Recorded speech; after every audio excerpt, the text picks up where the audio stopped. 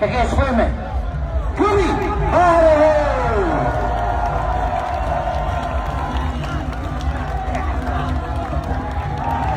ကောင်းပြီကောင်းပြီကဲအဲ့ဒါလေဘာပါလဲဆိုရင်ဟဲ့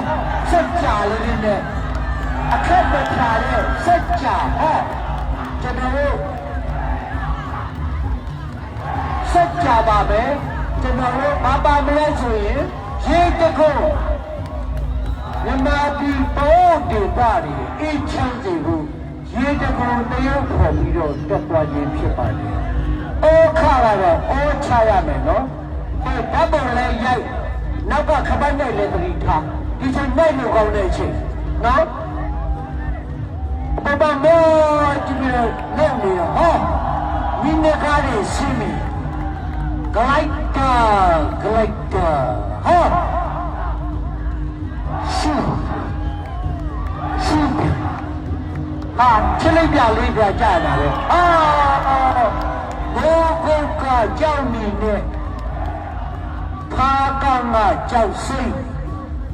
ဟောပလဲနေကျိုးစုကပလဲပါတယ်ဟောလာရဗျာလာပါလေတာတယ်ပလဲကောင်းလို့ဟောကျွန်တော်တို့ကိုလိုဝတ်တို့ဘက်ကကျွန်တော်တို့ဝါရင်းနဲ့ပါတယ်လာရဗျာအောက်ကလက်နဲ့ကျ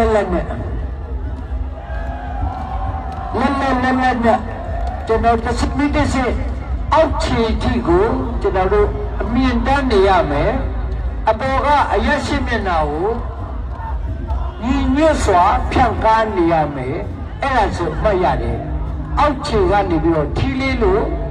လက်ကင်လေးဖြစ်ပြီးတော့အပေါ်မှာဖြတ်ပန်းနေပဲလက်ခုပ်ဩမရလို့တဲ့ဒီလက်ခုပ်လည်းပြီးဓာတ်ပုံလည်းရိုက်နောက်ကခပိုင်းနဲ့လည်းသတိထားနော်နိုင်လို့ကောင်းတဲ့ချိန်ဒီချိန်ကြီးကဟောလာပြီပယင်းနေလာရဗျာအပေါ်မှာမိတ်တုံနဲ့နေတာကတော့ကျွန်တော်တို့